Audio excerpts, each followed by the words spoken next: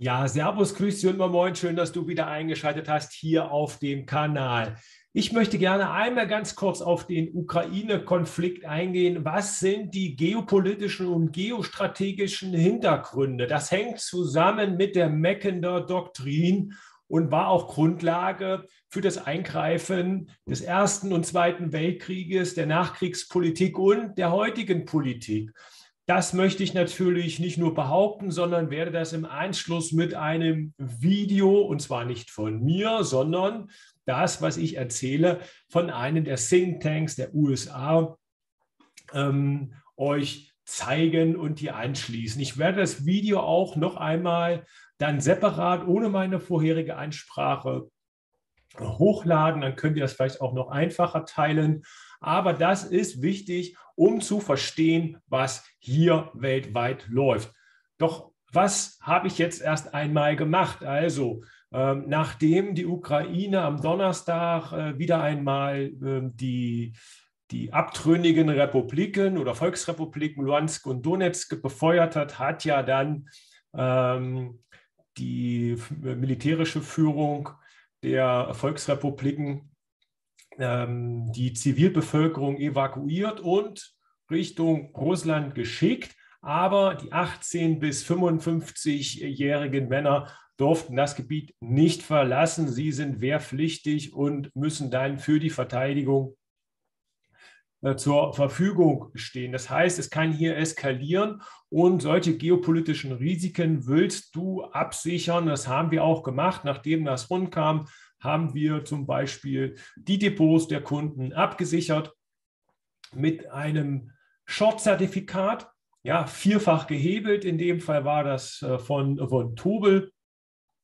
Und das ist einfach nur, falls jetzt übers Wochenende irgendetwas passiert. Ja, sollte Montag, Dienstag alles schick sein, dann geht man vielleicht mit einem leichten Verlust aus diesem Hebelzertifikat raus. Aber wenn was passiert, ja, weil wir lösen ja nicht alle Aktienpositionen auf, die wir haben, das wäre ja Quatsch. Ne? Also haben wir ungefähr 28% des Depots oder der Depots abgesichert und damit kommen wir zumindest mal am Wochenende ruhig schlafen und im Zweifel hast du halt ein paar Prozentpunkte verloren, aber solche Risiken willst du nicht im Depot haben, gerade übers Wochenende nicht. Okay, so und jetzt gehen wir rüber zur Meckender Doktrin und zwar hat hier Herr Friedmann, ja, das war der Gründer von Stratfor, das war schon von 2015, ja, aber nichtsdestoweniger ist es hochaktuell, weil hier gibt einer der Geostrategen, der hat danach noch ein zweites Institut gegründet, nachdem er die Rede gemacht hatte, ist er im Mai abgetreten von seinem eigenen Institut, hat ein neues gemacht und hat zugegeben, dass es die US-Politik seit über 100 Jahren ist, ein Zusammengehen zwischen Deutschland und Russland zu verhindern. Und das ist die sogenannte Meckender Doktrin, die sie von den Briten übernommen haben. Ja, also nachdem das weltpolitische Zentrum von London durch den Ersten Weltkrieg nach New York gewandert ist, ja, und quasi dann die USA, die Großmacht und Seemacht England abgelöst hat, haben sie einfach die Doktrin der Engländer oder von Großbritannien übernommen und fortgeführt. Und so wird auch immer noch die weltweite Geopolitik entschieden, und zwar in kleinen Zirkeln in London und in Washington.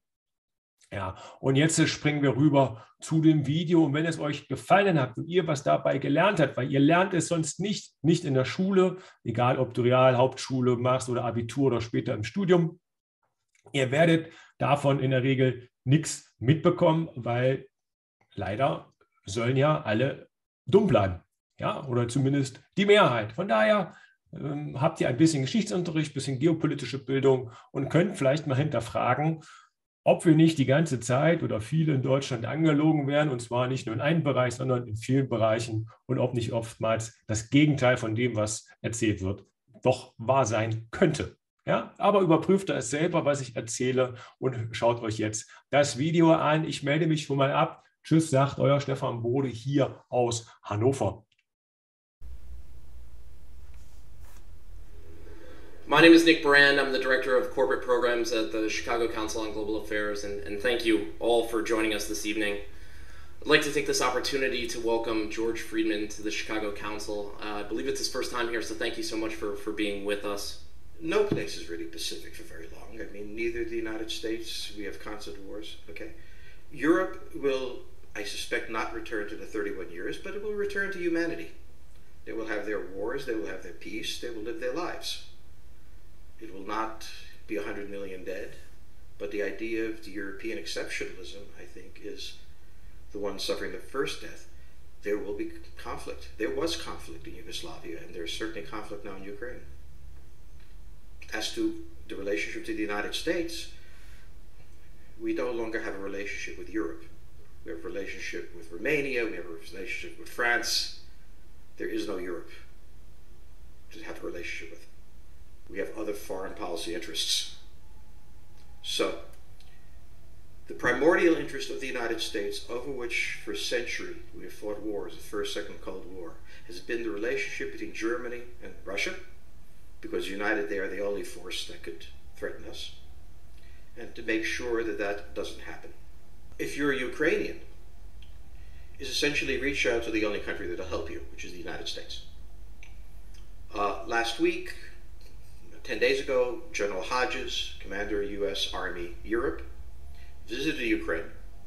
He announced that U.S. trainers would now officially be coming, not just unofficially coming. He actually pinned medals on Ukrainian fighters, which by protocol of the military is not the way. Foreigners don't get to pin on, medals, but he did, showing that this was his army. He then left and in the Baltics announced that the United States would be pre-positioning armor, artillery, and other equipment in the Baltics, Poland, Romania, and Bulgaria, which is a very interesting point. So the United States, and now yesterday the United States announced that it would be sending weapons. Tonight, of course, they denied it, but they are. Weapons will go. In all of this, the United States has acted outside the context of NATO. Because NATO has to have a 100% vote. Any one country can veto anything. And the Turks will veto it just for giggles. The point is that the United States is prepared to create a cordon sanitaire around Russia. Russia knows it.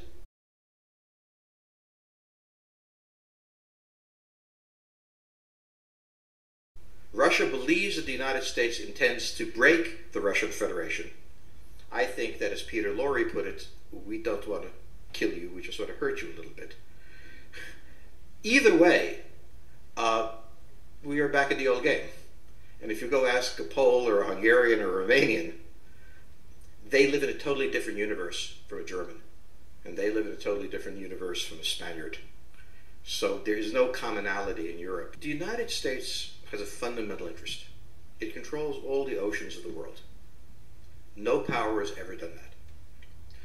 Because of that, we get to invade people and they don't get to invade us. It's a very nice thing. Maintaining control of the sea and control of space is the foundation of our power. The best way to defeat an enemy fleet is to not let it be built. The way the British managed to make certain that no European power could build a fleet was to make sure the Europeans were at each other's throats. The policy that I would recommend is the one that Ronald Reagan adopted toward Iran and Iraq. He funded both sides so they would fight each other and not fight us. This was cynical, it was certainly not moral, it worked, and this is the point. The United States cannot occupy Eurasia. The moment the first boot sets the ground, the demographic differential is we are totally outnumbered. We can defeat an army, we cannot occupy Iraq. The idea that 130,000 men would occupy a country of 25 million. Well, the ratio in New York of cops to citizens was greater than we had deployed in Iraq.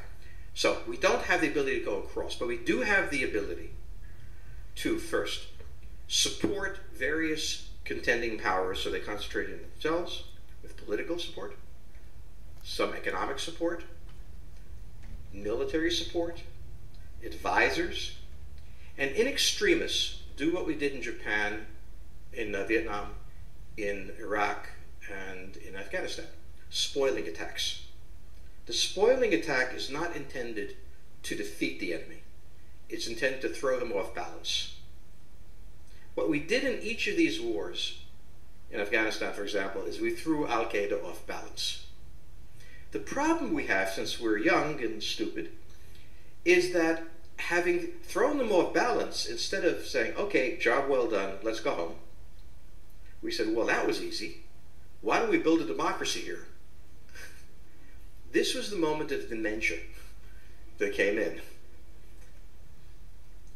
The answer, therefore, is the United States cannot constantly be intervening throughout Eurasia. It must be selectively intervening and very rarely. That is the extreme moment. We cannot, as the first step, send American troops. And when we send American troops, we have to clearly understand what the mission is, limit it to that, and not develop all sorts of psychotic fantasies. So hopefully we've learned that this time. It takes a while for kids to learn lessons. But I think you're absolutely right. We cannot, as an empire, do that. Britain didn't occupy India. It took various Indian states and turned them against each other and provided some British officers for an Indian army. The Romans did not send vast armies out there. It placed kings like, various kings it created under the emperor, and those kings were responsible for maintaining the peace. Pontius Pilate was an example. So empires that are directly governed by the empire, like the Nazi Empire, failed. No one has that much power. You have to have a level of cleverness. However, our problem is not yet that. It is actually admitting that we have an empire. So we haven't even got to that point where we don't think we can kind of go home and it'll be over and done. And so we're not even ready for chapter 3 of the book. The question on the table for the Russians is, will they retain a buffer zone that's at least neutral? Or will the West penetrate so far in the Ukraine that they're 70 miles away from Stalingrad and 300 miles away from Moscow? For Russia, the status of Ukraine is an existential threat. And the Russians cannot let go. For the United States, in the event that Russia holds onto the Ukraine, where will it stop? Therefore, it's not an accident that General Hodges, who's been appointed to be blamed for all of this, is talking about prepositioning troops in Romania, Bulgaria, Poland, and the Baltics. This is the intermarium, from the Black Sea to the Baltic, that Pilsudski dreamt of. This is the solution for the United States.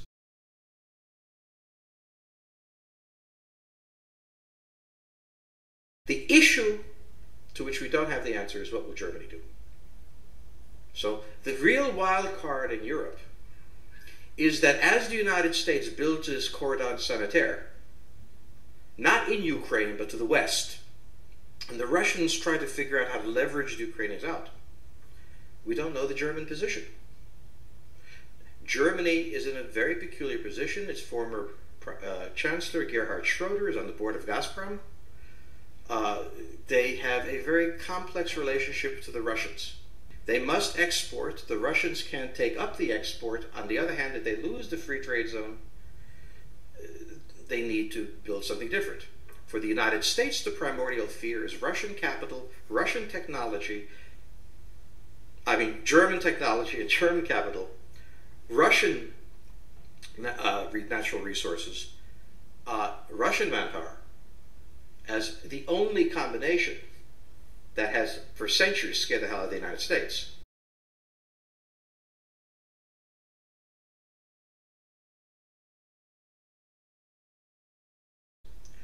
So how does this play out? Well, the US has already put its cards on the table. It is the line from the Baltics to the Black Sea.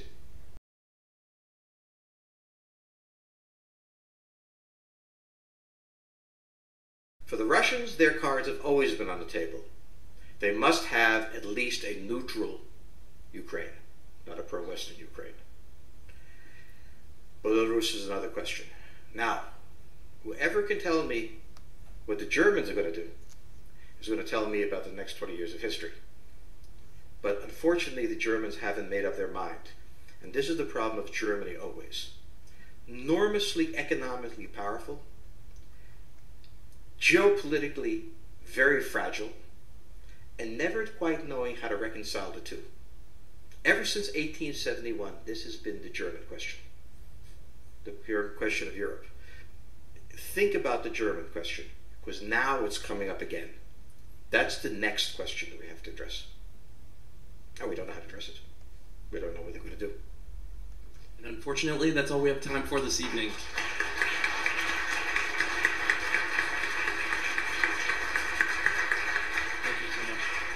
Thank you so much, George Friedman. He'll be signing copies of his book in the rear of the room. Thank you as well to the Chicago Club for co-sponsoring this evening. Good night.